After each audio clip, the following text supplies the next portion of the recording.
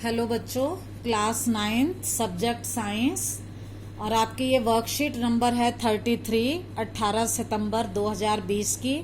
और ये लेसन आपका बुक में 8 है जिसका नाम है गति।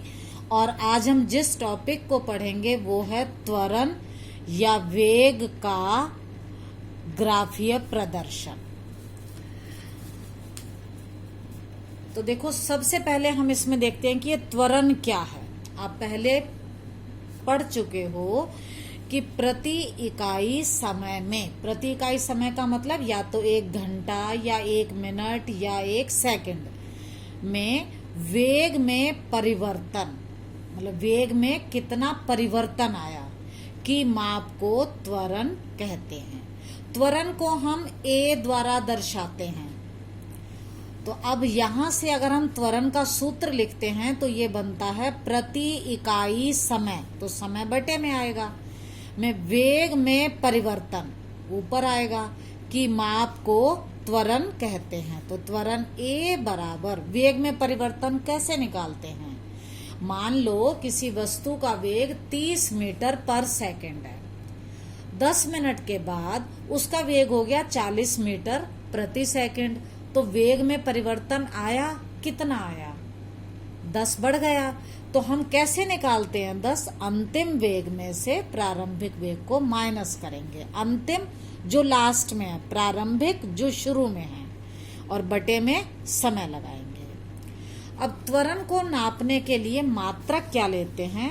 देखो यहाँ वेग का मात्रक है मीटर प्रति सेकंड। फिर समय का मात्रक है सेकंड, तो इसका मात्रक बन जाएगा मीटर प्रति।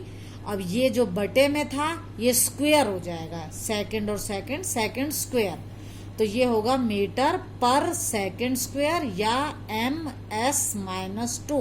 m का मतलब मीटर, s-2 का मतलब बटे में s का स्क्वायर।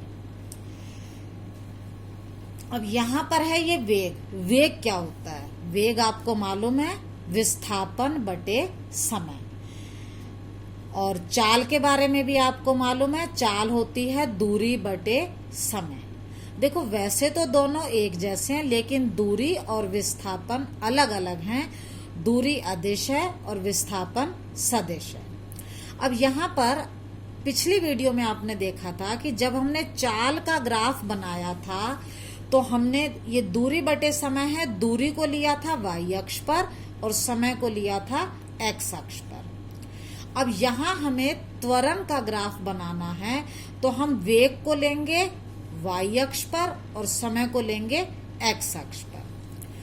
जैसे अब आप इस ग्राफ में देखिए, ये वाला जो आपका ग्राफ है, त्वरण का ग्राफ बनाने के लिए हमने वेग को लिया x अक्ष पर और समय को लिया x अक्ष पर और वेग को लिया हमने y अक्ष पर। अब हम इस ग्राफ में देखें तो ये टाइम यहाँ पर है 1 सेकंड, 2 सेकंड, 3, 4, 5, 6 सेकंड। अगर हम वेग को देखें तो यहाँ पर ये है 40 मीटर प्रति सेकंड। जब टाइम 1 सेकंड है तो भी ये 40 है, जब टाइम 2 सेकंड है तो भी ये 40 है, जब टाइम 3 सेकंड है तब भी 40 है, और जब टाइम 4 सेकंड है ये तब भी 40 है। इसका मतलब यहाँ पर समय तो बढ़ रहा है, चेंज हो रहा है, लेकिन वेग में कोई परिवर्तन नहीं हो रहा। वेग में परिवर्तन कितना है? 0। 40 था, 40 ही रहा, तो वेग में कोई परिवर्तन नहीं हुआ। तो अगर यहाँ वेग में परिवर्तन 0 है, कोई परिवर्तन नहीं हो रहा, मतलब वेग एक समान है जो 40 है। तो अगर वेग में परिवर्तन 0 है, त्वरण कैसे निकालते हैं? वेग में परिवर्तन बटे समय। अगर वेग में परिवर्तन 0 है तो त्वरण भी क्या हो जाएगा? 0। तो यहाँ पर त्वरण कितना हो जाएगा? 0। इस ग्राफ से हमें क्या पता लगा?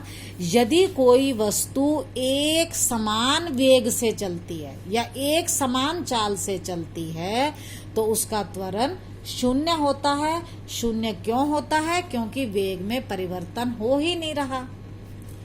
इसी तरह से अब आप ये दूसरा ग्राफ देखो। ये भी वेग और समय का ग्राफ है, तो ये भी त्वरण बताएगा।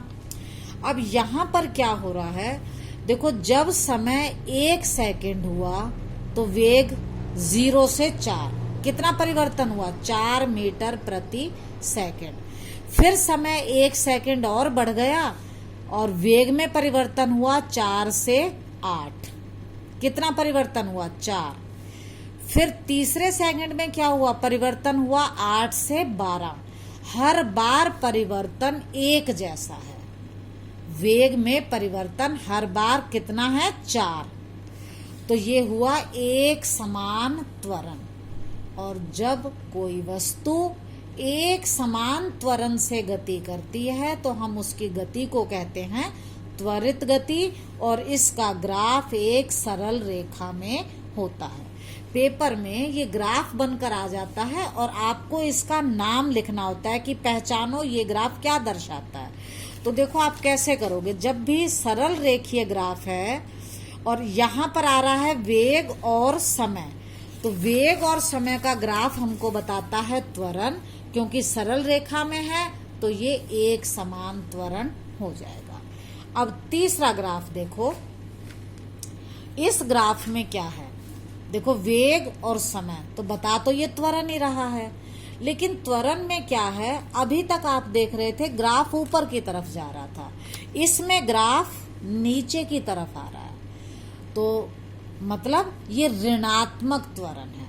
ये क्या है, ऋणात्मक त्वरण, मतलब कोई स्पीड, वेग जो है यहाँ 20 था और वो घटते घटते यहाँ वेग हो गया 0, चल ही नहीं रही, 0 वेग है, तो ये इसको बोलते हैं हम मंदन गति। जब कोई चीज रुकने लगती है तो वो मंदन गति है। और एक और बात देखिए, यहाँ पर जो ग्राफ है और जो हमारे बिंदु हैं वो लाइन पर नहीं है, सीधी रेखा पर, वो कहीं ऊपर हैं, कहीं नीचे हैं, कहीं लाइन पर है। तो इस तरह का त्वरण अगर हम बिंदु मिलाएंगे तो ये टेढ़ी मेढ़ी लाइन आएगी, ऐसे वक्र रेखा आएगी। तो ऐसे त्वरण को बोलते हैं असमान त्वरण। और मंदन क्यों कहा, क्योंकि इसका वेग घट रहा है, और जब वेग घट रहा होता है तो हम उसको मंदन कहते हैं, या हम ऋणात्मक त्वरण भी कहते हैं। अब एक और ग्राफ देखिए, आपको सिर्फ ग्राफ की पहचान करनी आनी चाहिए। देखो वेग समय, तो इसका मतलब त्वरण तो होगा ही। जब भी यहाँ वेग और यहाँ समय हो तो ये होगा त्वरण, और जब भी यहाँ दूरी और यहाँ समय हो तो ये होगा चाल, क्योंकि चाल बराबर दूरी बटे समय होती है। त्वरण वेग में परिवर्तन बटे समय होता है। अभी मैंने शुरू में सूत्र बताया, जब भी वेग और समय आएगा तो ग्राफ क्या बताएगा, त्वरण। अब इस त्वरण में क्या है, वेग बदल रहा है समय के साथ, और सीधी रेखा नहीं है, यहां से यहां तक लगाओ तो एक समान त्वरित गति है, एक समान सीधी रेखा पर। फिर ये नीचे की तरफ आ रही है तो मंदन हो गया है, ठीक है। यहां से ये फिर त्वरित हो गई, सरल रेखा है, यहां से देखोगे तो ये फिर मंदन में आ गई, ऋणात्मक त्वरण। तो ये त्वरण कभी बढ़ रहा है, कभी घट रहा है, तो ये हो जाएगा असमान त्वरण। अब आप सभी ग्राफ को आराम से पहचान सकते हैं। ये है, यहाँ पर त्वरण 0 है क्योंकि वेग में परिवर्तन नहीं है। ये एक समान त्वरण है क्योंकि समान समय अंतराल में समान वेग में परिवर्तन हो रहा है। यहाँ समय 1 सेकंड बढ़ता है तो वेग 4 मीटर बढ़ता है, मीटर पर सेकंड। ये असमान त्वरण है। और मंदन क्योंकि नीचे की तरफ घट रहा है और ये एक सीधी रेखा में नहीं है। अगर हम इन बिंदुओं को मिलाएंगे तो टेढ़ी मेढ़ी वक्र रेखा बनेगी, तो ये असमान और मंदन है। यहाँ पर ये भी वक्र रेखा है तो असमान त्वरण है। यहाँ कहीं पर त्वरित है, कहीं पर मंदन गति है, फिर त्वरित है, फिर मंदन है। अब आगे देखो, अब ये जो वेग समय ग्राफ है, इससे हम दूरी का पता लगा सकते हैं। कैसे लगाते हैं, देखो वेग समय ग्राफ से दूरी का पता लगाने के लिए मान लो ये एक ग्राफ है और यहाँ पर ये वाला टाइम है t1 और ये वाला टाइम है t2। मान लेते हैं, आप कोई सा भी टाइम ले सकते हो, आप ये भी ले सकते हो 2 और 3 वाला, कोई भी समय ले सकते हो। अगर आप इस समय को देखें तो यहाँ पर देखो, ये जो एक खाना है वो 0.2, 0.4, 0.6, 0.8, 0.10 का मतलब ये फिर 1 हो जाता है, फिर 2, 3 इस तरह से है। यहाँ 1 तक अगर आप देखोगे तो 1, 2, 3, 4, 5, 6, 7, ये थोड़ा नाप ठीक नहीं है, आप नाप अपनी मर्जी से ले सकते हो। तो ये टाइम है T1 और यहाँ पर टाइम है T2। हमें लगाना है कि इस टाइम से लेकर इस टाइम तक इस वस्तु ने कितनी दूरी तय करी। हमें वेग दे रखा है, समय दे रखा और हमें निकालनी है दूरी। तो बेटा दूरी निकालने के लिए हम क्या करते हैं, जिस टाइम में आपको चाहिए वहां से एक लंब खींच दो। ये लंब है। दूसरे टाइम से भी एक लंब खींच दो और ये आपका ग्राफ था ही। इसके बीच में जो भी एरिया आएगा, जो भी क्षेत्रफल आएगा वो दूरी होगा। हमें त्वरण वाले वेग समय ग्राफ में अगर हमें दूरी निकालनी है तो हम कैसे निकालेंगे, हम यहाँ से एक लंब खींचेंगे, यहाँ से एक लंब खींचेंगे, जो इसके बीच का एरिया होगा, क्षेत्रफल होगा। ये क्षेत्रफल एक आयत बना ABCD, तो दूरी होगी आयत ABCD का क्षेत्रफल। आयत का क्षेत्रफल आपको मैथ में पता है, लंबाई गुणा चौड़ाई। लंबाई है AC ये वाली, गुणा चौड़ाई है CD। CD जो है वो x अक्ष पर है, AC जो है वो y अक्ष पर है। अब देखो AC कितना है, 0 से लेकर 40 तक, तो कितना हो गया ये 40 गुणा। अब CD को देखो, CD को देखने के लिए हम क्या करेंगे, देखो अगर हम इस वाले पॉइंट को नाप कर निकालें तो ये है 1.2। आप अपना ग्राफ बनाओगे अपने हिसाब से ले सकते हो। और ये वाला पॉइंट जो है ये है पूरा 4, तो टाइम जो लगेगा वो यहाँ से लेकर यहाँ तक निकालना है। तो 4 में से 1.2 को माइनस करेंगे तो टाइम आ जाएगा ये 2.8। तो 40 को 2.8 से गुणा करो तो 112 किलोमीटर की दूरी तय करेगा। आप इस तरह से कोई भी निकाल सकते हो। अब अगला देखो, ये तो तब था जब उसके वेग में कोई परिवर्तन नहीं हो रहा था, तो हमने कैसे निकाली दूरी, इसके द्वारा घेरे गए आयत का क्षेत्रफल लेकर। अब अगर इस तरह का ग्राफ है त्वरित गति का, एक समान त्वरण का, तो हम कैसे निकाल लेंगे। मान लो हमें 10 सेकंड और 20 सेकंड के बीच में तय की गई दूरी ज्ञात करनी है। उसी तरह से हम यहाँ से एक लंब खींचेंगे और यहाँ पर भी एक लंब बनाएंगे, और इसके बीच में जो एरिया आ गया ये ब्लू कलर वाला ABDE, ये होगी दूरी। जितना भी एरिया इसके अंदर आ जाएगा वो होगी दूरी। अब ये एरिया बना ABCDE।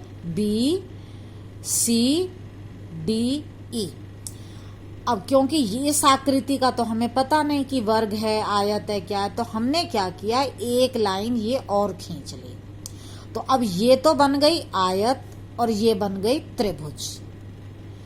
तो यहां पर विस्थापन क्या होगा, आयत ABCD का क्षेत्रफल, और उसमें हम क्या जोड़ देंगे, ये वाला त्रिभुज ADE का क्षेत्रफल।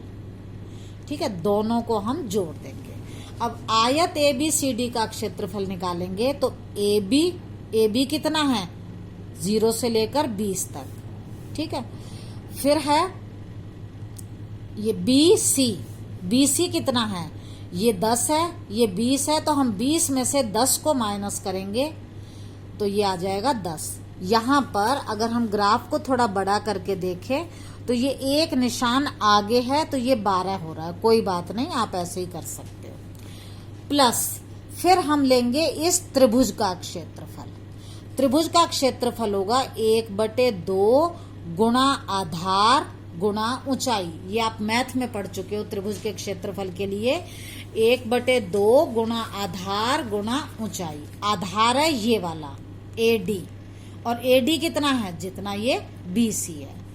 तो ये ग्राफ बनाने में थोड़ी इनसे गलती हो गई है, तो 20 - 12 क्योंकि हमें 10 दिख रहा है, गुणा DE कितना है, देखो ये है यहां पर 18 और ये यहां पर है 36। तो 36 में से 18 गया तो ये आ जाएगा 18। अब हमने इसको किया 18 गुणा 20 में से 12 गए 8 प्लस 1/2 गुणा 20 में से 12 गए 8, 36 में से 18 गए 18, और जब हमने इसको हल किया तो आंसर आ गया 216 मीटर। अब आगे देखते हैं। ये आपका क्लियर हो गया होगा कि हमें दूरी विस्थापन कैसे निकालना है। एक मैंने भी क्वेश्चन किया है और समझाने के लिए, तो आप इसको देख सकते हो। जैसे मान लो हमें यहाँ ये ग्राफ है, एक समान त्वरण है, हमें 10 सेकंड और 20 सेकंड के बीच का हमें दूरी निकालनी है। तो हम क्या करेंगे, एक लंब यहाँ डाला, एक लंब यहाँ डाला, ये बन गया ABCD का क्षेत्रफल। फिर इस आकृति का क्षेत्रफल हमें नहीं पता, तो हमने इसके 2 हिस्से कर लिए। एक तो ये बन गया और एक बन गया ये। तो हम पहले लेंगे यहाँ ABCE का क्षेत्रफल और फिर त्रिभुज ADE का क्षेत्रफल। इस आयत का क्षेत्रफल होगा AB गुणा BC। AB कितना है, देखो इसको हम मिलाएंगे तो यहाँ 25 है, यहाँ 0 है, तो 0 से 25 ये तो हो गया 25 गुणा BC 10 से लेकर 20 तक, तो हम 20 में से 10 माइनस करेंगे, आ जाएगा 10। फिर हमने ये त्रिभुज ली, त्रिभुज का फॉर्मूला होता है 1/2 गुणा आधार गुणा ऊंचाई। तो ये आएगा 1/2 गुणा आधार AE, ये AE उतना ही तो होगा जितना ये BC है, तो 20 में से 10 गया, ये भी 10 आ जाएगा, गुणा DE ये वाली चीज। अब ये वाली चीज कितनी है, देखो यहाँ है 25 और यहाँ है 50, तो 50 में से हमने 25 घटाया तो ये आ जाएगा 25। 2 से कट गया 5 गुणा 25, ये 125 और ये 250, तो ये आएगा 375 मीटर। ठीक है। अब इसके आंसर देखिए, क्वेश्चन देखिए। यदि किसी वस्तु का वेग समय ग्राफ x अक्ष के समानांतर एक सीधी रेखा हो तो उसका त्वरण क्या होगा। देखो इसके लिए किसी वस्तु का वेग समय ग्राफ x अक्ष, ये वाला x अक्ष है, इसके समानांतर एक सीधी रेखा है, तो हमें इसके बारे में क्या पता चलेगा, तो इसका त्वरण क्या होगा जरा बताओ। अब यहाँ त्वरण क्या आया था, त्वरण 0 होगा। क्यों होगा 0, क्योंकि यहाँ वेग में कोई परिवर्तन नहीं है। तो हम इसका आंसर लिखेंगे, ये ग्राफ बनाया, यहाँ पर त्वरण 0 होगा क्योंकि उसका वेग एक समान है, 20 है, 20 ही रहा, उसमें समय के साथ कोई परिवर्तन नहीं हो रहा है। अब हम दूसरा प्रश्न देखते हैं। दिए गए ग्राफ में वस्तु द्वारा 2 सेकंड से 3 सेकंड में तय की गई दूरी ज्ञात कीजिए। ये आपका ग्राफ है, ये मैंने यहाँ बना लिया। आपको 2 सेकंड और 3 सेकंड के बीच की ये दूरी ज्ञात करनी है। आपने ये लंब बनाया, ये लंब बनाया, तो यहाँ पर दूरी क्या आएगी, ABCD का क्षेत्रफल। अब हम इसमें देखें तो ये आयत बन गई ABCE का क्षेत्रफल और ये त्रिभुज बन गई ADE का क्षेत्रफल। अब इसका क्षेत्रफल क्या होगा, AB गुणा BC।